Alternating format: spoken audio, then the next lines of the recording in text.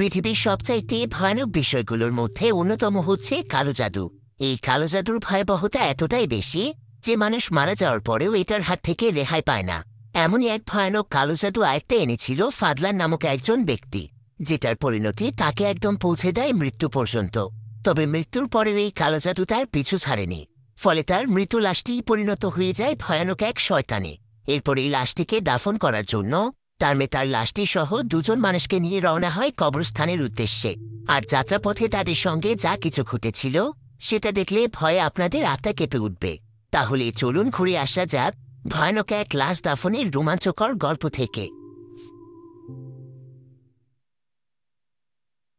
তো গল্পটি শুরু হয় ইন্দোনেশিয়ার একটি কারাগারে, যেখানে অনেক কয়েদিকে বন্দি রাখা হয়েছে। আর এই কারাগারের মধ্যে আমরা ফাদলান নামক একজন কয়েদিকে দেখতে পাই। ফাদলান এখানে দাঁড়িয়ে অদ্ভুতভাবে একটি গান গাইছিল, কিন্তু ঠিক তখনই সেখানে কারাগারের চিফ চলে আসে। আর তার সঙ্গে তার দুজন সঙ্গীও ছিল। আসলে কিছুদিন আগে ফাদলানকে মৃত্যুদণ্ড দেয়া হয়েছে, কারণ সে নাকি কালো জাদু করে অনেক মানুষকে মেরে ফেলেছে। আর আজকে তার এই শাস্তি কার্যকর করা হবে, তাই তারা এখানে ফাদলানকে তাদের সঙ্গে নিয়ে যেতে এসেছে। এরপর তারা ফাদলানকে বিশেষ একটি জায়গাতে নিয়ে যায়, আর সেখানে তাকে কালো একটি মুখোশ পরিয়ে সামনে থাকা একটি মঞ্চে দাঁড় করানো হয়। এরপর সেখানে কয়েকজন পুলিশ মিলে তাকে শ্যুট করে, কিন্তু তাকে এতগুলো শ্যুট করার পরেও সে সেখানে মারা যায় না, যেটা দেখে সেখানকার সবাই অনেক ভয় পেয়ে যায়। কারণ এতগুলো গুলি খাওয়ার পরেও একটা মানুষ কিভাবে বাঁচতে পারে। এরপর একজন পুলিশ যখন ফাদলানের কাছে যায়, তখন ফাদলান এখানে গুমড়িয়ে গুমড়িয়ে বলছিল, আমাকে একমাত্র আমার পরিবার ছাড়া কেউ মারতে পারবে না। এরপর আমরা একটি বার দেখতে পাই, যেখানে একটি মেয়ে গান গাইছিল, আর এই মেয়েটির নাম ছিল দিয়া। এদিকে সেই বারের মধ্যে থাকা আরেকজন ব্যক্তি নিউজ পেপার পড়ে জানতে পারে যে কাল রাতে নাকি অমাবস্যা হবে, চাঁদ হয়ে যাবে গাঢ় লাল। আর এরকম রাতে নাকি চারিদিকে অলৌকিক ঘটনা ঘটে। যাই হোক, তুই বার্তের মধ্যে দিয়া নামক যে মেয়েটি গান গাইছিল, এই মেয়েটি ছিল ফাদলানের মেয়ে। তবে সে আজকে গান গাইলেও তার মনে আজকে অনেক দুঃখ ছিল, কারণ সে জানে যে তার বাবা অনেক মানুষকে কালো জাদু করে মেরে ফেলেছে। তাই তার বাবাকে মৃত্যুদণ্ড দেয়া হয়েছে, আর আজকে তার বাবা মারা যাবে। যার কারণে দিয়া এখানে অনেক কষ্ট নিয়ে তার বাবার শেখানো একটি গান গাইছে। কিন্তু হঠাৎ করে দিয়া সেই বাড়ির মধ্যে ছোট্ট একটি মেয়েকে দেখতে পায়, যে কিনা দেখতে অনেক ভয়ানক ছিল। আর এই মেয়েটিকে দেখার সাথে সাথে দিয়া সেখানে অজ্ঞান হয়ে যায়। কিন্তু এর কিছুক্ষণ পরে যখন দিয়ার জ্ঞান ফিরে আসে, তখন সে আর সেখানে সেই বাচ্চাটিকে দেখতে পায় না। এরপর দিয়া সেই বার থেকে তার বাড়ির উদ্দেশ্যে রওনা হয়। কিন্তু যখন সে রাস্তা দিয়ে হাঁটছিল, ঠিক তখনই তার পেছন দিয়ে একটি গাড়ি আসে। আর দিয়াকে দেখে সেই গাড়ি থেমে যায়। এরপর সেই গাড়ির মধ্য থেকে একজন পুলিশ এসে বলে, তুমি কি দিয়া? দিয়া বলে, হ্যাঁ। পুলিশটি তখন তাকে বলে, আমাদের এখন তোমার সাহায্যের অনেক প্রয়োজন, তাই তোমাকে আমাদের সঙ্গে যেতে হবে। এরপর দিয়াকে তখন সোজা থানাতে নিয়ে আসা হয়। এখানে দেখা যায় যে থানার সামনে মিডিয়ার অনেক লোক দাঁড়িয়ে আছে, আর তারা এই কেসটির ব্যাপারে নিউজ করছে। কারণ এটা তো কোনো সাধারণ নিউজ ছিল না, বরং এটা ছিল তাদের দেশের সবচাইতে আলোচিত মার্ডার কেস। তো এখানেই নিউজ করার জন্য যেই সমস্ত রিপোর্টাররা এসেছে, তাদের মধ্যে একজন রিপোর্টার হলো জয়ন্তী। আসলে ফাদলান কালো জাদু করে জয়ন্তীর বেস্ট ফ্রেন্ডকেও মেরে ফেলেছে, তাই জয়ন্তী এখানে অপেক্ষা করছে যে কখন সে ফাদলানের মৃত্যুর খবরটি শুনতে পাবে। এবার সেখানে পুলিশের গাড়ি দেখতে পেয়ে সমস্ত রিপোর্টাররা পুলিশদেরকে নানা ধরনের প্রশ্ন করে, কিন্তু তারা কোনো মতে রিপোর্টারদের পাশ কাটিয়ে থানার ভেতরে চলে যায়। টিয়া জানত যে এই থানার ভেতরেই তার বাবা রয়েছে, কিন্তু সে এটা জানত না যে তাকে এখানে কেন আনা হয়েছে। এবার একজন পুলিশ দিয়াকে তাদের থানার মর্গের সামনে নিয়ে যায়। দিয়া এতে কিছুটা ভয় পেয়ে যায়, কিন্তু ঠিক তখনই দিয়ার কাছে রুডি নামক একজন পুলিশ অফিসার আসে। আর সেইখানে দিয়াকে বলে, তোমার বাবার মধ্যে এমন কি আছে যে তাকে কোনোভাবেই মারা সম্ভব হচ্ছে না? তাকে আমরা কয়েকবার গুলি করেছি, কিন্তু সে এখনো মরেনি। যদিও সে একদম লাশের মতোই হয়ে গিয়েছে, কিন্তু সে এখনো জীবিত আছে। এ কথা শুনে দিয়া অনেক অবাক হয়ে যায়। এরপর অফিসার রুডি তখন দিয়াকে তার বাবার লাশ দেখায়। দিয়া তার বাবার লাশ দেখে কিছুটা ইমোশনাল হয়ে যায়। আর সে যখনই তার বাবার গালে স্পর্শ করতে যাচ্ছিল, ঠিক তখনই ফাদলান দিয়ার হাত ধরে ফেলে। দিয়া এতে প্রচণ্ড ভয় পেয়ে যায়। তবে দিয়া কিছুতেই ফাদলানের হাত থেকে তার হাতটি ছাড়াতে পারছিল না, তাই তখন দুজন পুলিশ অফিসার তাকে সাহায্য করে। এবার অফিসার রুডি এখানে দিয়াকে বলে, আমরা জানি তোমার বাবা কালো জাদুতে অনেক দক্ষ ছিল, সবসময় নিজেকে কালো জাদুর মধ্যেই জড়িয়ে রেখেছে। তাই হয়তো সে কালো জাদুর মাধ্যমে অমরত্ব লাভ করেছে। তবে সে লাশ হয়ে যাওয়ার আগে কিছু কথা বলেছিল। সে বলেছে তাকে নাকি তার পরিবার ছাড়া কেউই মারতে পারবে না। তাই আমরা চাই তুমি তোমার বাবাকে মেরে আমাদেরকে সাহায্য করো, তা না হলে সে হয়তো আরো অনেক মানুষের ক্ষতি করে ফেলবে। কিন্তু দিয়া এখানে তাকে সরাসরি মানা করে দেয়। সে জানায় যে সে তার বাবাকে কখনোই আঘাত করতে পারবে না। কিন্তু অফিসার রুডি তখন তাকে বলে, আমি জানি তুমি তোমার বাবাকে অনেক ভালোবাসো, কিন্তু আমরা তোমার বাবাকে গুলি করেছি, আর তার আত্মা এখনো তার ভেতরেই রয়েছে। এভাবে কি সে আরো বেশি কষ্ট পাচ্ছে না? তাই তোমার উচিত তোমার বাবাকে মুক্তি দেয়া। আর তোমার বাবা আরো একটি কথা বলেছে, যে তার লাশ যেন তার গ্রামের বাড়িতে দাফন করা হয়। অফিসার রুডি এখানে দিয়াকে এই সমস্ত কথাই বলছিল, কিন্তু ঠিক তখনই সেখানে অনেক বিশ্রী একটি লাশ পচা গন্ধ আসে, যার ফলে সঙ্গে সঙ্গে দিয়া সেখানে বমি করে ফেলে। আর ঠিক এমন সময় দিয়া সেখানকার সিঁড়ির মধ্যে কাউকে দেখতে পায়। আর এটা আসলে কেউ নয়, বরং সেই ছোট্ট বাচ্চা মিতি, যাকে এর আগে দিয়া বাড়ির মধ্যে দেখেছিল। কিন্তু ঠিক তখনই অফিসার রুডি দিয়ার কাঁধে হাত রাখে। দিয়া তখন ভয়ে একদম চিৎকার করে ওঠে। অফিসার রুডি তখন তাকে শান্ত হতে বলে। এরপর সে তাকে অনেক অনুরোধ করে যাতে করে সে তার বাবাকে মেরে ফেলে, কারণ একবার যদি বাহিরে এই খবরটি চলে যায় যে এখন পর্যন্ত তারা ফাদলানকে মারতে পারেনি, তাহলে তাদের কারুরই আর চাকরি থাকবে না। এদিকে ঠিক তখনই সেখানকার লাইটগুলো ব্লিঙ্ক করতে শুরু করে। আর ফাদলানের লাশ যেখানে রাখা হয়েছিল সেখানে সেই লাশটিকে পাহারা দেওয়ার জন্য 4 জন গার্ড ছিল। এদিকে অফিসার রুডি সেখান থেকে বাহিরে আসে, আর বিদ্যুতে কি সমস্যা হয়েছে সেটা সে একজন কর্মচারীকে চেক করতে বলে। অন্যদিকে দিয়া যখন সেখানে বসেছিল, ঠিক তখনই সে সেই লাশের ঘর থেকে অনেক জোরে একটি চিৎকারের আওয়াজ শুনতে পায়। আর যখন সে সামনের দিকে তাকায়, তখন সে দেখতে পায় যে মর্গের দরজা খুলে বেরিয়ে আসছে ফাদলান। আর অফিসার রুডি এটা দেখতে পেয়ে গার্ডদেরকে তাড়াতাড়ি করে ফাদলানকে থামাতে বলে। তাই অফিসারের কথা মতো গার্ডরা তখন ফাদলানকে থামানোর চেষ্টা করে, কিন্তু ফাদলানের শরীরে এত পরিমাণ শক্তি ছিল যে তারা কেউই তার সামনে টিকতে পারছিল না। আর এক পর্যায়ে ফাদলান সোজা এসে দিয়ার গলা চেপে ধরে, কিন্তু গার্ডরা এখানে এসে দিয়াকে কোনো মতে বাঁচিয়ে নেয়, আর দিয়া সোজা মাটিতে পড়ে যায়। অন্যদিকে ফাদলান সেখানে থাকা প্রত্যেকটি গার্ডের উপর আক্রমণ করে, আর সে তাদেরকে এতটাই বাজেভাবে আঘাত করেছিল যে তারা সবাই সেখানে আহত হয়ে যায়। এরপর সে দিয়াকে মারার জন্য তার দিকে এগিয়ে যায়, কিন্তু সৌভাগ্যবশত দিয়ার পাশে একটি বন্দুক ছিল। দিয়া তখন কোনোমতে বন্দুকটি তার হাতে নিয়ে সোজা ফাদলানকে গুলি করে দেয়, যার ফলে সঙ্গে সঙ্গে সেখানে ফাদলান মারা যায়। আসলে ফাদলানের শরীরের মধ্যে কিন্তু ফাদলানের আত্মা ছিল না, বরং তার শরীরের মধ্যে বসবাস করছিল শয়তান। তাই সে এখানে নিজের মেয়েকেও মেরে ফেলতে চাইছিল। অন্যদিকে থানার ভেতর থেকে গুলির শব্দ শুনতে পেয়েছিল জয়ন্তী। আসলে এখান থেকে সমস্ত রিপোর্টাররা চলে গেলেও জয়ন্তী সেখানেই অপেক্ষা করছিল।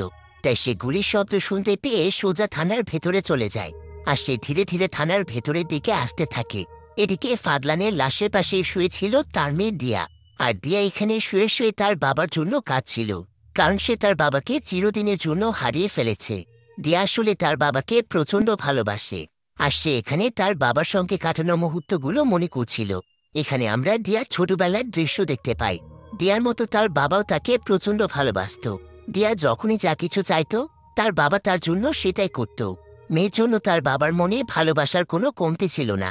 একবার একটি শপে গিয়ে দিয়া একটি গিটার কিনতে চেয়েছিল, কিন্তু সেই সময় তার বাবার কাছে কোনো টাকা ছিল না। তবে সে তখন তার হাতে থাকা পছন্দের ঘড়িটি বিক্রি করে তার মেয়ে দিয়াকে সেই গিটারটি কিনে দেয়। অর্থাৎ তার মেয়ের জন্য সে সবকিছু করতেই প্রস্তুত ছিল, কারণ দিয়ার জন্মের সময় তার মা মারা গিয়েছিল। তাই তার জন্য তার বাবাই ছিল সবকিছু।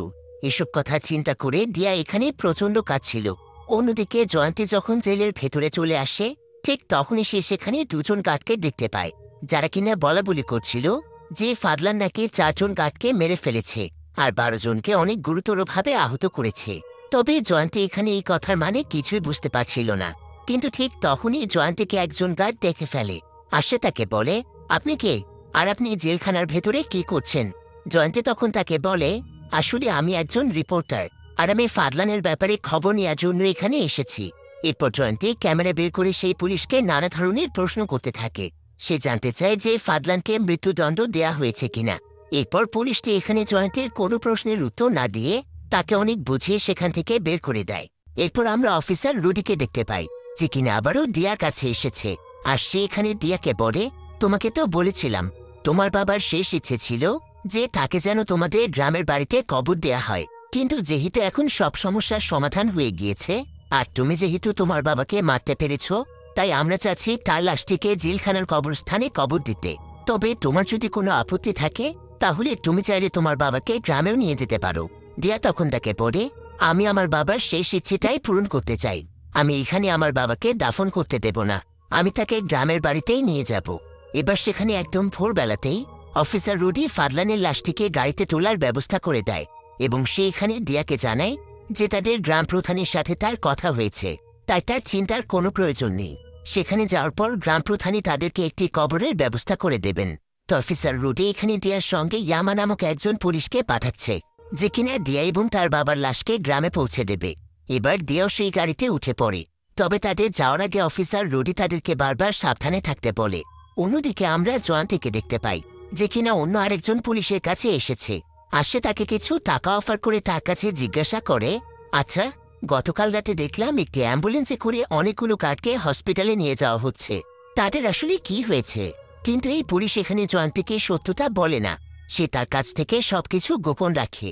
সে এখানে জয়ন্তীকে জানায় যে ওই সমস্ত কার্ডে জ্বর ছিল, আর এটা ফ্লু টাইপের জ্বর হওয়ার কারণে সকলের মধ্যেই ছড়িয়ে গিয়েছিল, তাই তাদেরকে হসপিটালে নিয়ে যাওয়া হয়েছে। তবে একথা শুনে জয়ন্তীরও কিছুটা সন্দেহ হয়।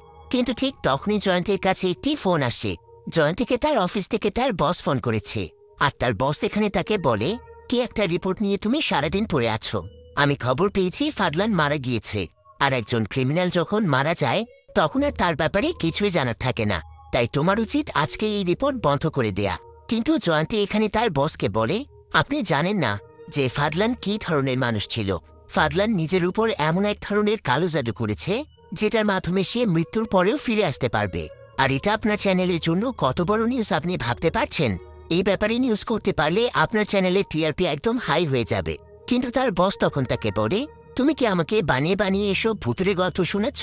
দেখো জয়ন্তী, কাজে ফাঁকি দেয়া বন্ধ করো, তাড়াতাড়ি অফিসে চলে এসো।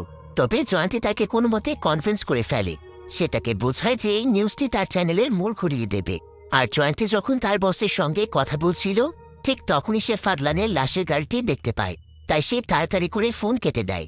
আর সেও তখন তার গাড়ি নিয়ে বেরিয়ে পড়ে ফাদলানের লাশ নিয়ে তদন্ত করার জন্য। আর এদিকে দিয়া এবং ইয়ামা একে অপরের সঙ্গে পরিচিত হয়। তারা রাস্তা দিয়ে যেতে যেতে নানা বিষয়ে কথা বলে। অন্যদিকে তাদের গাড়িটিকেই ফলো করছিল জয়ন্তী। এরপর আমরা ছোট্ট একটি গ্রাম দেখতে পাই, আর এই গ্রামটি ছিল দিয়াদের গ্রাম।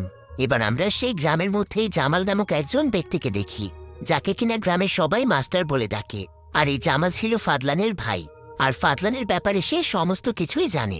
এমনকি গ্রামের অনেক মানুষ তার কাছ থেকে নানা ধরনের পরামর্শ নিতেও আসে, কারণ সে ঝাড়ফুঁক করত। এবার ঠিক সেই সময় জামালের সামনে দিয়ে গ্রামের গ্রাম প্রধান যাচ্ছিল, আর জামাল তখন তাকে দেখতে পেয়ে তাকে কফি খেতে বলে। কিন্তু ঠিক তখনই তারা সেখানে অদ্ভুত কিছু আওয়াজ শুনতে পায়, আর এই আওয়াজটি আসছিল গ্রাম প্রধানের বাড়ি থেকে। তাই গ্রাম প্রধান সেখানে কোনো কিছু না বলেই সেখান থেকে চলে যায়। এদিকে জামালের সেখান থেকে উঠে তার রুমের ভেতরে চলে আসে। কিন্তু যখন সে তার রুমের মধ্যে দাঁড়িয়েছিল ঠিক তখনই তার ঘরের জিনিসপত্র কাঁপতে শুরু করে। কিন্তু জামাল এখানে কিছু দোয়া দূরত পড়ে পরিস্থিতি কোনো মতে সামলে নেয়, কারণ সেও রুকাইয়া জানত, অর্থাৎ তার কাছে জিনদেরকে কন্ট্রোল করার শক্তি ছিল। আর জামাল এখানে বুঝতে পারে যে আজকে অমাবস্যা, তাই রাতে হয়তো ভয়ানক কিছু ঘটতে চলেছে। অন্যদিকে আমরা ইয়ামা এবং দিয়াকে দেখতে পাই। ইয়ামা এখানে একটি দোকানের সামনে তার গাড়িটি থামিয়ে সে ওয়াশরুমে যাওয়ার জন্য দোকানের ভেতরে চলে যায়। আর দোকানের ভেতরে একজন মহিলা ছিল। ইয়ামা তখন সেই মহিলাটিকে বলে, আমি আসলে একটু ওয়াশরুমে যেতে চাই, আপনাদের ওয়াশরুমটা কোন দিকে? মহিলাটি তখন তাকে জানায় যে তাদের ওয়াশরুমটি হলো পেছন দিকে। ইয়ামা তখন সঙ্গে সঙ্গে সেই দোকানের ওয়াশরুমে চলে যায়। অন্যদিকে ঠিক সেই সময় জয়ন্তী ইয়ামাদের গাড়ির কাছে পৌঁছে যায়, আর সেই সুযোগ পেয়ে তখন লুকিয়ে লুকিয়ে সেখানে দাঁড়িয়ে তার ক্যামেরাতে ফাদলানের লাশের ভিডিও ধারণ করছিল। এদিকে ইয়ামা যখন ওয়াশরুমে ছিল ঠিক তখনই কেউ ওয়াশরুমে দরজায় নক করে। ইয়ামা তখন বলে ভেতরে লোক আছে, তাই নক করা বন্ধ করুন। কিন্তু তারপরও কেউ সেখানে অনবরত নক করে যাচ্ছিল। এবার ইয়ামা যখন সেখান থেকে বাহিরে বেরিয়ে আসে তখন সে সেখানে কাউকেই দেখতে পায় না, তাই ইয়ামা সেখান থেকে বেরিয়ে যাচ্ছিল। কিন্তু ঠিক তখনই সে পেছন থেকে একটি মেয়ের কান্নার আওয়াজ শুনতে পায়, তাই সে যখন এটা চেক করার জন্য পেছনের দিকে যায় তখন সেখানে সে কাউকেই দেখতে পায় না। আর হঠাৎ করে সেখানে কান্নার আওয়াজও থেমে যায়, যার ফলে ইয়ামা চলে যেতে থাকে। কিন্তু ঠিক তখনই আবারও ওয়াশরুম থেকে সেই কান্নার আওয়াজটি ভেসে আসে।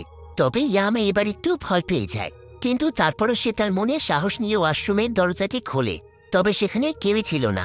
আর ঠিক এমন সময় হঠাৎ করে ইয়ামার কানের কাছে সেই কান্নার আওয়াজটি একদম জোরে বেজে ওঠে।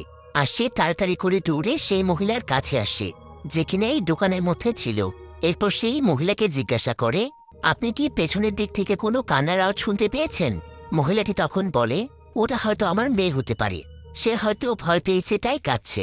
ইয়ামা তখন বলে, কিন্তু সে কি দেখে ভয় পেয়েছে? মহিলাটি তখন বলে, হয়তো সে আপনাদের গাড়ির পেছনে থাকা লাশটি দেখে ভয় পেয়েছে। একথা শুনে ইয়ামা একদম অবাক হয়ে যায়। আর সে তাকে বলে, কিন্তু গাড়ির পেছনে যে লাশ আছে এটা আপনি কি করে জানলেন? একথা বলতে মহিলাটির চেহারা একদম ভয়ানক হয়ে যায়। আর সে ধীরে ধীরে পেছনে ঘুরে ইয়ামার দিকে তাকায়। ইয়ামা এতে ভয় পেয়ে দৌড়ে তার গাড়িতে চলে আসে। আর সেই সঙ্গে সঙ্গে গাড়ি স্টার্ট করে সেখান থেকে চলে যায়। এদিকে জয়ন্তী তখন সেখানে দেখতে পায় যে ইয়ামা যেই দোকান থেকে বের হয়েছে সেটা অনেক পুরনো এবং পরিত্যক্ত একটি দোকান, যেখানে ধুলোবালি গাছপালা ছাড়া কিছুই ছিল না। অন্যদিকে ইয়ামা যখন গাড়ি চালাচ্ছিল তখন দিয়া তার কাছে জানতে চায় যে কিছুক্ষণ আগে আমি আপনার চিৎকারের আওয়াজ শুনতে পেয়েছি, আর আপনাকে এতটা আতঙ্কিত কেন দেখাচ্ছে?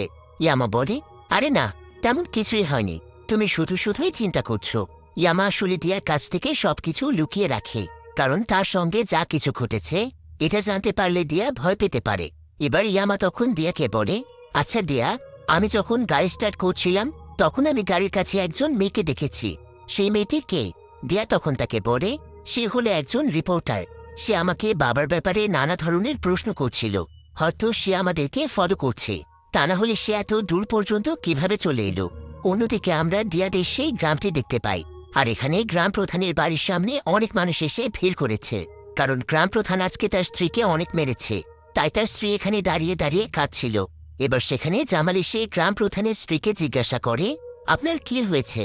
গ্রাম প্রধানের স্ত্রী তখন তাকে বলে, আমাকে আজকে আমার স্বামী অনেক মেরেছে, কিন্তু সে এমনটা জীবনে প্রথমবার করেছে, এর আগে কখনো সে আমার গায়ে হাত তোলেনি।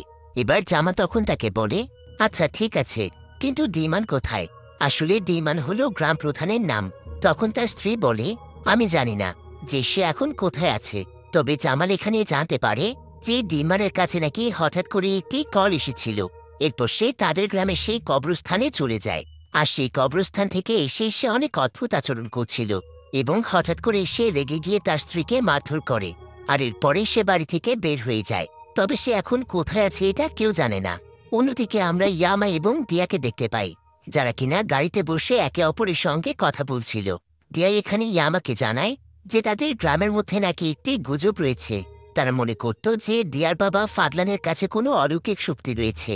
অন্যদিকে আমরা সেই গ্রামের মধ্যে কয়েকজন বাচ্চাকে দেখতে পাই, যারা কিনা একটি ছাগল পেঠে নিয়ে কোনো এক জায়গার দিকে যাচ্ছিল। তবে হঠাৎ করেই তারা দেখতে পায় যে একটি গাছের মধ্যে গ্রাম প্রধান ডিমান গলাতে রশি লাগিয়ে গাছটির ডালে বসে আছে। আর বাচ্চাগুলো গ্রাম প্রধানের দিকে তাকানো মাত্রই দিনমান সেই গাছের ডাল থেকে নিচে পড়ে যায়, যার ফলে তার গলায় ফাঁসি লেগে যায়। আর দিনমান সেখানেই মারা যায়। অন্যদিকে আমরা দিয়া এবং ইয়ামাকে দেখতে পাই, যারা কিনা এখনও রাস্তাতেই ছিল। আসলে তাদের শহর থেকে তাদের গ্রামটি ছিল অনেক দূরে, তাই তাদের গ্রামে পৌঁছতে পৌঁছতে রাত হয়ে যাবে। তো এর কিছুক্ষণ পর ইয়ামা রাস্তার মাঝখানে গাড়ি থামায়, কারণ তারা প্রায় অনেক সময় ধরেই ট্রাভেল করছে, তাই কিছু সময় রিল্যাক্সেরও প্রয়োজন। ইয়ামা তখন গাড়ি থেকে বের হয়ে কিছুটা দূরে যায়। আর ঠিক তখনই সেখানে তাদের পিছু পিছু জয়ন্তী চলে আসছে। আর সঙ্গে সঙ্গে জয়ন্তী তার ক্যামেরা বের করে সেখানে ভিডিও ধারণ করছিল।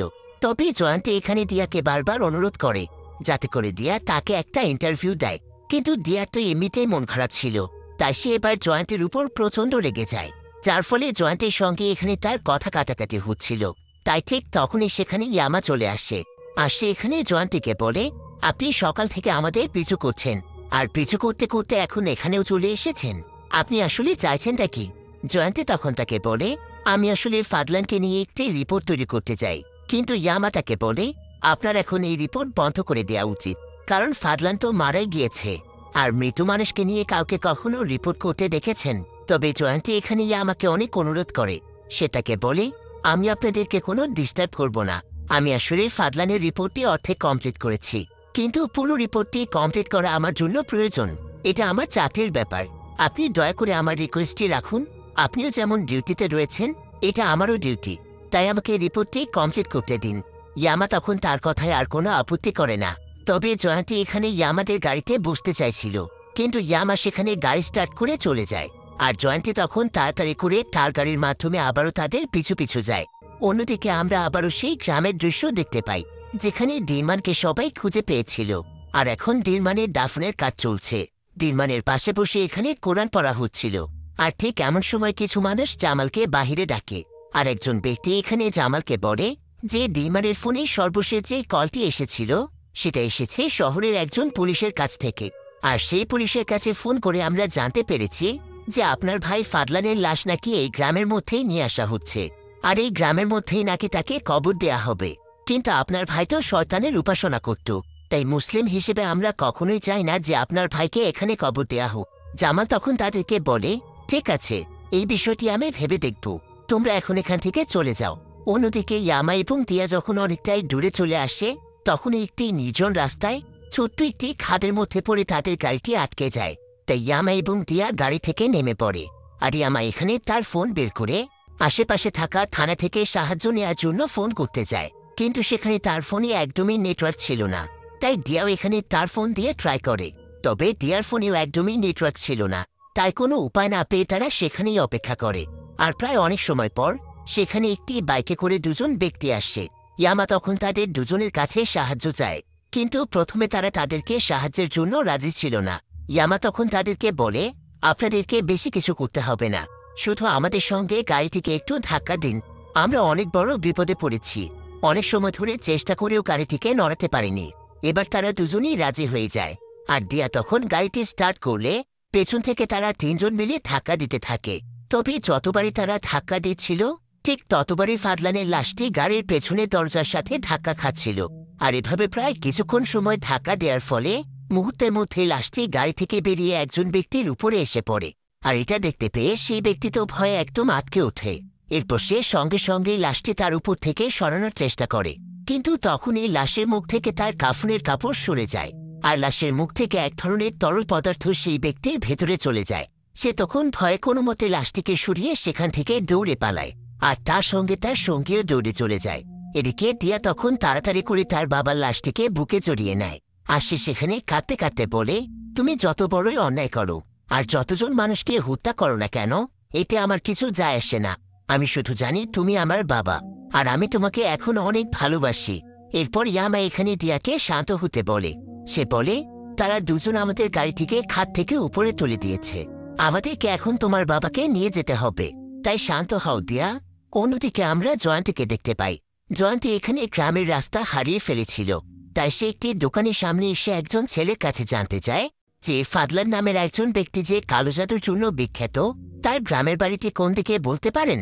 ছেলেটি তখন তাকে জানায় যে এখান থেকে মাত্র 5 কিলোমিটার দূরেই তার গ্রামের বাড়ি।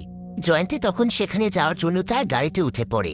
তবে ঠিক তখনই সেখানে সেই দুজন ব্যক্তি চলে আসে, যারা ফাদলানের লাশ দেখে ভয় পেয়ে পালিয়েছিল। আর তারা এখানে এসে সেই দোকানদারকে বলে, একটি ভয়ানক লাশ আমার উপরে পড়েছিল, আর লাশটি আমাকে খেয়ে ফেলতে চেয়েছিল, তাই আমরা দুজন কোনো মতে নিজের জীবন নিয়ে এখানে পালিয়ে এসেছি।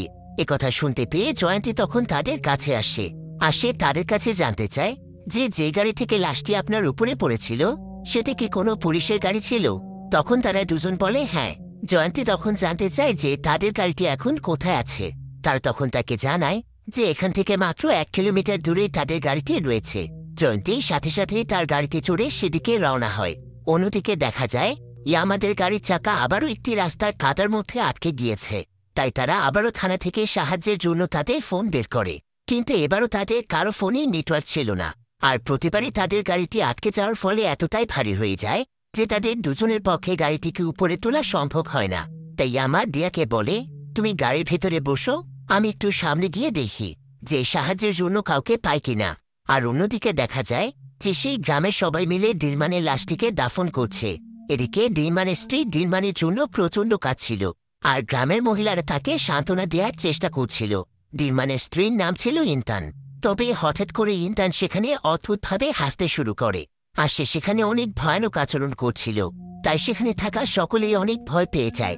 কিন্তু জামাল এখানে বুঝতে পারে যে ইন্তানের ভেতরে তার ভাই ফাদলানের আত্মা ভর করেছে। তাই সে তখন ইন্তানকে ঝাড়ফুঁক করার চেষ্টা করে, কিন্তু ইন্তান এখানে তাকে অনেক ভয়ানক কণ্ঠে বলে, আজকে এখানে অনেক বড় ধরনের বিপদ ঘটতে চলেছে। এরপর জামাল তখন ইন্তানকে বাসায় নিয়ে এসে অনেক সময় ধরে ঝাড়ফুঁকের মাধ্যমে ঠিক করে। তবে ইন্তানের সাথে এতক্ষণ কি হয়েছিল সেটা ইন্তানের একদমই মনে নেই। এবার জামাল তখন তার হাতে একটি হারিকেন নিয়ে সেই কবরস্থানের একটি কোণায় চলে আসে। আর সে এখানকার একটি কবরের মধ্য থেকে একটি ছুরি বের করে। তবে এই ছুরিটি বের করার সময় সে এখানে অনেক দোয়া দরুদ পড়ছিল। কিন্তু এই ছুরিটি আসলে কিসের ছুরি ছিল সেটা আমরা কিছুক্ষণ পরেই জানতে পারব। অন্যদিকে আমরা ইয়ামাকে দেখতে পাই, যে কিনা সাহায্যের জন্য সেখানে অপেক্ষা করছিল। কিন্তু হঠাৎ করে সে দূর থেকে কিছু মানুষের শব্দ শুনতে পায়। সে তখন সামনে এগিয়ে গিয়ে দেখতে পায় যে একটি লাশের খাটিয়া নিয়ে কয়েকজন মানুষ এদিকেই আসছে। অন্যদিকে দিয়া গাড়িতে বসে গিটারের মাধ্যমে সেই গানটি সুর বাজাচ্ছিল, যেটা তার বাবা তাকে শিখিয়েছে। কিন্তু কিছুক্ষণ পরে সে গিটার বাজানো বন্ধ করলে সে গাড়ির পেছন থেকে সেই গানটির সুর শুনতে পাচ্ছিল, যেটা তার বাবার লাশের কাছ থেকে আসছে। এবার দিয়া তখন কিছুটা দূরে একজন ব্যক্তিকে দাঁড়িয়ে থাকতে দেখে। সে তখন কোনো কিছু না ভেবেই সেই ব্যক্তির কাছে সাহায্য চাইতে যায়। কিন্তু যখনই সে সেই ব্যক্তির কিছুটা কাছে যায়, তখনই সেই ব্যক্তি তাকে বলে, কাছে এসো মা, তোমার সাথে আমার অনেক জরুরি কথা আছে। দিয়া তখন দেখতে পায় যে এই ব্যক্তি আর কেউ নয়, বরং সে হলো তার বাবা ফাদলান। ফাদলানকে দেখে দিয়া অনেক ইমোশনাল হয়ে যায়। এরপর ফাদলান দিয়ার গালে হাত রেখে বলে, আমাকে ক্ষমা করে দিও মা, তোমাকে আমি অনেক ছোটবেলাতেই ফেলে রেখে গিয়েছিলাম। কিন্তু আমি তোমাকে সবসময় অনেক ভালোবেসেছি। আমি কখনোই তোমার কোনো ক্ষতি চাই না। এরপর সে দিয়াকে বলে, তোমার যা কিছু করার খুব তাড়াতাড়ি করতে হবে, এখানে তোমার বেশিক্ষণ থাকা যাবে না। কিন্তু দিয়া এখানে কোনো কিছু বলার আগে তার বাবা ফাদলান গায়েব হয়ে যায়। তবে দিয়া এখানে আশেপাশে তার বাবাকে অনেক খোঁজে, কিন্তু এখানে কোথাও তার বাবার ছায়া পর্যন্ত ছিল না। তাই দিয়া আবারও তাদের গাড়িতে ফিরে আসে। অন্যদিকে ইয়ামা সেই লোকগুলোর দিকে এগিয়ে যায়। কিন্তু যখনই সে সেই লোকগুলোর কাছে সাহায্য চাইতে যাবে, তখন সে দেখতে পায় যে এগুলো কোনো মানুষ নয়, আর তাদের জিহ্বা একদম তাদের বুক পর্যন্ত পড়ে আছে। এদিকে ইয়ামা তাদের কথোপকথন শুনে বুঝতে পারে যে তারা এই খাটিয়ার মধ্যে কোনো লাশ আনতে যাচ্ছে। ইয়ামা তখন ভয় পেয়ে সেখান থেকে দৌড়ে চলে যায়। অন্যদিকে দিয়া আবারও তার বাবাকে খুঁজছিল, কিন্তু হঠাৎ করে তখন তার বাবা তার সামনে চলে আসে। আর সে চিৎকার করে দিয়াকে এখান থেকে পালিয়ে যেতে বলে। এদিকে ইয়ামার তাকে সঙ্গে সঙ্গে দিয়ার ঘুম ভেঙে যায়। দিয়া আসলে তার বাবাকে এতক্ষণ স্বপ্নে দেখেছে। এরপর দিয়া এখানে গাড়ির দরজা খুলে দেয়। ইয়ামা তখন তাড়াতাড়ি করে গাড়িতে ঢুকে গাড়ির দরজা বন্ধ করে দেয়। কিন্তু ততক্ষণে সেখানে সেই ভয়ানক একজন লোক চলে আসে। আর সে এখানে ইয়ামাকে বলে যে তারা এখানে ফাদলানের লাশ নিতে এসেছে। তাই সে এখানে ভয়ানক কণ্ঠে তাকে গাড়ির দরজা খুলতে বলে। এদিকে এমন দৃশ্য দেখে দিয়া তাড়াতাড়ি করে গাড়ি স্টার্ট করার চেষ্টা করছিল।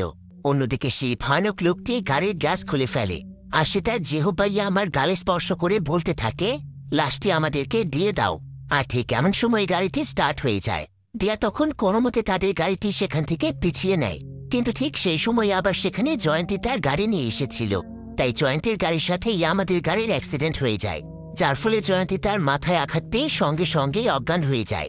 তবে সেই ভয়ানক ব্যক্তিগুলো লাশে খাটিয়া নিয়ে তাদের দিকে এগিয়ে আসছিল, যেটা দেখে দিয়া এবং ইয়ামা দুজনেই অনেক ভয় পেয়ে যায়। এদিকে অ্যাক্সিডেন্টের ফলে তাদের গাড়িতে আর স্টার্ট হচ্ছিল না। তখন ইয়ামা এখানে দিয়াকে বলে, আমরা আর এই গাড়িতে যেতে পারবো না দিয়া, আমাদেরকে জয়ন্তীর গাড়িতে করে জয়ন্তীকে সাথে নিয়ে এখান থেকে চলে যেতে হবে। তাই তোমার বাবার লাশটিকে সেই গাড়িতে নিতে হবে। এরপর তারা দুজন মিলে কোনো মতে ফাদলানের লাশটিকে জয়ন্তীর গাড়িতে তোলে।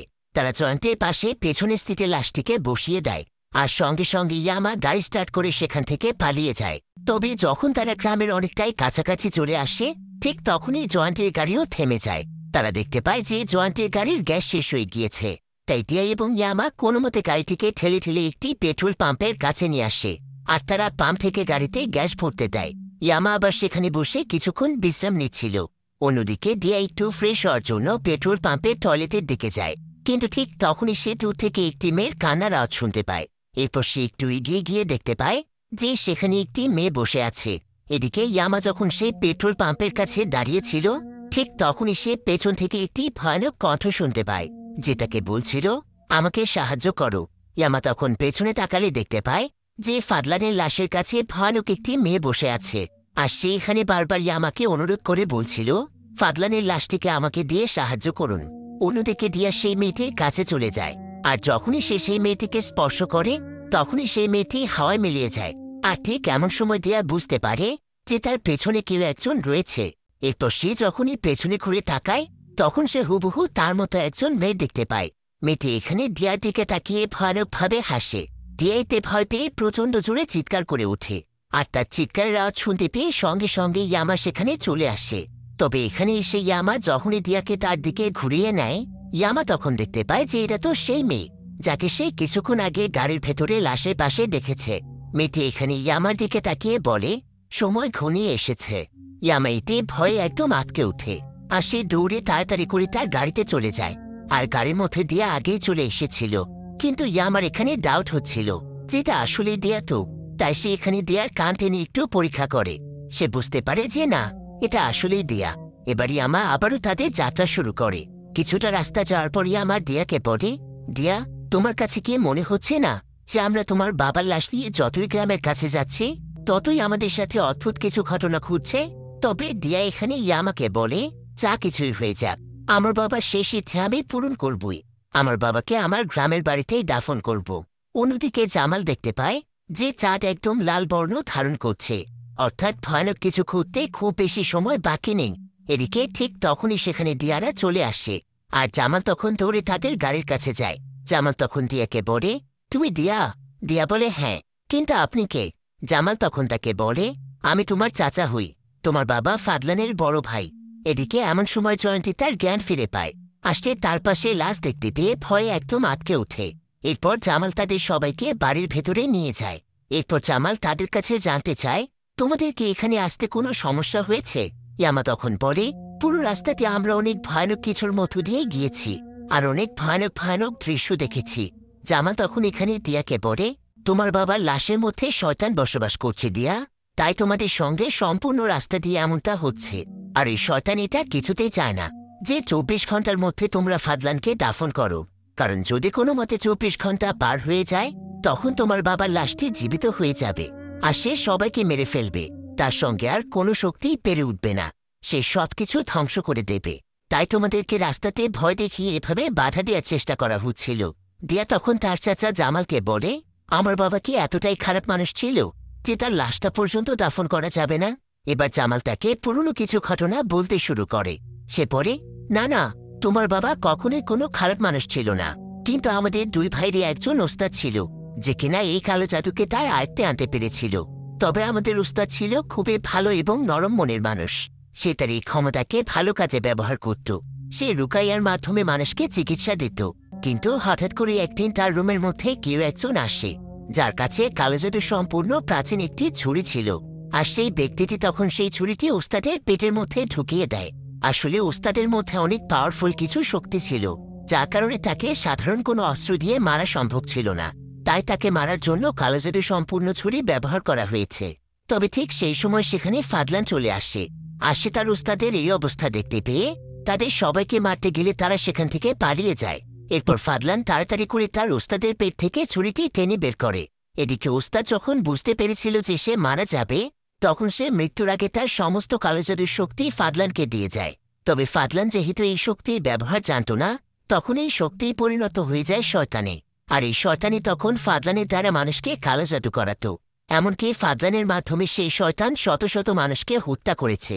অর্থাৎ ফাদলানকে যেই অপরাধী করা হয়েছে, সেই অপরাধের সঙ্গে ফাদলান মোটেও জড়িত ছিল না। এরপর জামাল এখানে তাদের সবাইকে জানায় যে তাদের উস্তাদকে যে ব্যক্তি হত্যা করেছে সেই ব্যক্তি আর কেউ নয়, বরং তাদের গ্রাম প্রধান দিলমানি ছিল। আর তাই ফাদলানের মৃত্যুর পরে সেই কালো শক্তি দিলমানকে মেরে ফেলেছে, কারণ দিলমান নিজেকে এই সমস্ত ব্যাপারে জড়িয়েছিল।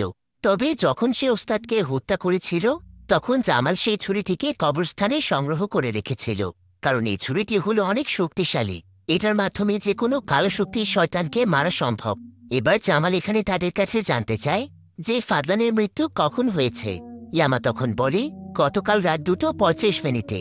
জামাল তখন তাদেরকে বলে, আর এখন বাজে রাত 2, অর্থাৎ 24 ঘন্টা পার হতে আর মাত্র আধা ঘন্টা সময় আছে। তাই এইটুকু সময়ের মধ্যে যেভাবেই হোক ফাদলানকে আমাদের দাফন করতে হবে। তবে কোনোভাবে যদি দাফন করার সময় পার হয়ে যায়, আর যদি তোমার বাবা আবারও জেগে উঠে, তখন একমাত্র এই ছুরিটির মাধ্যমে তোমার বাবাকে মারা যাবে। আর তোমার বাবাকে না মারলে সে ভয়ানক এক শয়তানে পরিণত হয়ে যাবে। এরপর সে সবাইকে মেরে ফেলবে। তাই আমাদেরকে খুব সতর্কতার সাথে কাজ করতে হবে। এরপর যখন তারা লাশটিকে দাফন করতে যাবে, ঠিক তখনই জামালের বাড়ির সামনে গ্রামবাসীরা চলে আসে, আর তারা এখানে অনেক চিৎকার চেঁচামেচি করতে থাকে। এরপর জামাল এবং বাকি সবাই যখন বাহিরে আসে, তখন গ্রামের একজন লোক তাদেরকে বলে, আমরা সবাই খবর পেয়েছি যে ফাদলানের লাশ এখানে নিয়ে আসা হয়েছে, কিন্তু আমরা ওই শয়তানের লাশ আমাদের গ্রামে কবর দিতে দেব না। তাই এখন আপনি আমাদেরকে তাড়াতাড়ি বলুন যে ফাদলানের লাশটি কোথায় আছে। আমরা ওর লাশকে পুড়িয়ে ফেলব। কিন্তু জামাল এখানে তাদেরকে বোঝানোর চেষ্টা করছিল, তবে গ্রামবাসীরা কোনো কথাই শুনতে চাইছিল না। আর ঠিক তখনই তারা দূর থেকে সেই গাড়িটিকে দেখতে পায় যেখানে ফাদলানের লাশ রয়েছে। তাই তারা সবাই মিলে তখন মশাল নিয়ে লাশটি পোড়াতে চলে আসে। কিন্তু সেখানে এসে তারা দেখতে পায় যে গাড়ির মধ্যে কোনো লাশই ছিল না। তবে ঠিক এমন সময় সেখানে ভয়ানক এক বিকট শব্দ ভেসে আসে। এবার জামাল তখন এখানে এসে তাদের সবাইকে বলে, আপনারা সবাই তাড়াতাড়ি করে আপনাদের বাড়িতে ফিরে যান, আর বাড়িতে গিয়ে দরজা জানালা বন্ধ করে আয়াতুল কুরসি পাঠ করুন, এবং খবরদার কেউ বাহিরে বের হবেন না, তা না হলে আপনাদের অনেক বড় বিপদ ঘটবে। জামালের কথা শুনে গ্রামবাসীরা তখন দ্রুত তাদের বাড়িতে ফিরে যায়। এদিকে জামাল এখানে দিয়াকে কোথাও দেখতে পাচ্ছিল না। দিয়া আসলে তার বাবার লাশ নিয়ে একটি জায়গাতে লুকিয়েছিল, কারণ সে গ্রামবাসীকে তার বাবার লাশ পোড়াতে দিতে চাইছিল না। তাই সে এখানে তার বাবার লাশটিকে আঁকড়ে ধরে আছে। আর ঠিক এমন সময় সেখানে জামাল এবং ইয়ামারা চলে আসে। দিয়া তখন দৌড়ে এসে জামালকে বলে, চাচা, আমি চাই কবর দেওয়ার আগে আমার বাবার জানাজা হোক, তারপর তাকে কবর দেয়া হোক। কিন্তু জামাল তাকে বলে, এখন আর সেই সময় নেই মা, আমাদেরকে এখনই দাফন করতে হবে, তুমি সরে যাও। এরপর যখনই জামাল লাশটিকে দাফন করতে যাবে, ঠিক তখনই সেখানে ভূমিকম্প শুরু হয়ে যায়। আর সেখানে ভয়ানক এক বাতাস আসে, যার ফলে দেখা যায় এক এক করে কবরস্থানের সমস্ত কবর ভেঙে পড়ছে। জামাল তখন সেখানে দোয়া পড়তে শুরু করে। তাই কিছুক্ষণের মধ্যেই পরিস্থিতি কিছুটা শান্ত হয়। তবে ঠিক তখনই দেখা যায় ফাদলানের লাশটি হঠাৎ করেই দাঁড়িয়ে গিয়েছে। টিয়া তখন তার বাবার লাশটিকে জড়িয়ে ধরতে যায়, কিন্তু জামাল তখন বলে টিয়াকে এখান থেকে সরিয়ে নিয়ে যেতে। তাই ইয়ামা তখন জয়ন্তী এবং টিয়াকে নিয়ে সেখান থেকে পালিয়ে যাচ্ছিল। তবে সেই সময় জয়ন্তী তাদের কাছ থেকে আলাদা হয়ে যায়। জয়ন্তী দৌড়তে দৌড়তে একদম কবরস্থানের গভীরে চলে আসে। আর সেখানে ভয়ানক কণ্ঠে কেউ একজন জয়ন্তীকে ডাকছিল। জয়ন্তী এতে প্রচণ্ড ভয় পেয়ে যায়, আর সে চিৎকার করে জামালকে ডাকতে থাকে। কিন্তু ঠিক এমন সময় জয়ন্তী বুঝতে পারে যে তার পেছনে কেউ দাঁড়িয়ে আছে। কিন্তু ঠিক তখনই সেখানে জয়ন্তীকে খুঁজতে ইয়ামা এবং দিয়া চলে আসে। আর ইয়ামা তখন চিৎকার করে জয়ন্তীকে বলে, তোমার পেছনে লাশ দাঁড়িয়ে আছে। তবে জয়ন্তী তখন পেছনে ঘুরে তাকালে কাউকেই দেখতে পায় না। কিন্তু এরপর ইয়ামা এবং জয়ন্তী দিয়ার দিকে তাকালে তারা দেখতে পায় যে সেই লাশটি এবার দিয়ার পেছনে দাঁড়িয়ে আছে। ইয়ামা তখন দিয়াকে বলে, দিয়া, তোমার পেছনে লাশটি দাঁড়িয়ে আছে, তুমি তাড়াতাড়ি করে সেখান থেকে সরে যাও। কিন্তু দিয়া সেখান থেকে সরে যাওয়ার আগে লাশটি তখন কাফনের কাপড় থেকে তার হাত দুটো বের করে, আর সে সঙ্গে সঙ্গে দিয়াকে ধরে ফেলে। দিয়া এতে প্রচণ্ড ভয় পেয়ে যায়, আর সে সেখানে চিৎকার করতে থাকে। কিন্তু লাশটি তখন সেখান থেকে দিয়াকে নিয়ে যাচ্ছিল। আর এমন সময় সেখানে সেই ছুরিটি নিয়ে জামা চলে আসে, আর সে সঙ্গে সঙ্গে সেই ছুরিটি লাশটির শরীরে ঢুকিয়ে দেয়। লাশটি এতে সেখানে অনেক বিকট শব্দে চিৎকার করে ওঠে, আর সঙ্গে সঙ্গে সেখান থেকে পালিয়ে যেতে শুরু করে। কিন্তু জামালে তখন লাশটির পিছু পিছু চলে যায়, কারণ সেই সময় ছুরিটি লাশটির শরীরে ভালোভাবে ঢোকেনি, যার ফলে লাশটির কোনো প্রকারই ক্ষতি হয়নি। তাই জামাল তখন আবারও কোনো মতে লাশটির কাছে গিয়ে সেই ছুরি দিয়ে লাশটিকে আবার আঘাত করে, যার ফলে লাশটি মাটিতে পড়ে যায়। আর সঙ্গে সঙ্গে লাশটির শরীর থেকে সমস্ত শয়তান বেরিয়ে যায়। অবশেষে ফাদলানের লাশটি শয়তানের হাত থেকে মুক্তি পেয়েছে। এরপর দেখা যায় জয়ন্তী তার রিপোর্টের জন্য ফাদলানের লাশে যতগুলো ভিডিও ধারণ করেছিল সেই সমস্ত ভিডিও সে সেখানেই ডিলিট করে দেয়, কারণ সে চায় না যে এই ঘটনার কোনো অস্তিত্ব টিকে থাকুক। এরপর তারা সবাই মিলে সেখানে ফাদলানের লাশটিকে দাফন করে, যেটা ফাদলানের শেষ ইচ্ছে ছিল। আর এভাবেই শেষ হয় লাশের সাথে ভয়ানক এক রোমাঞ্চকর যাত্রা।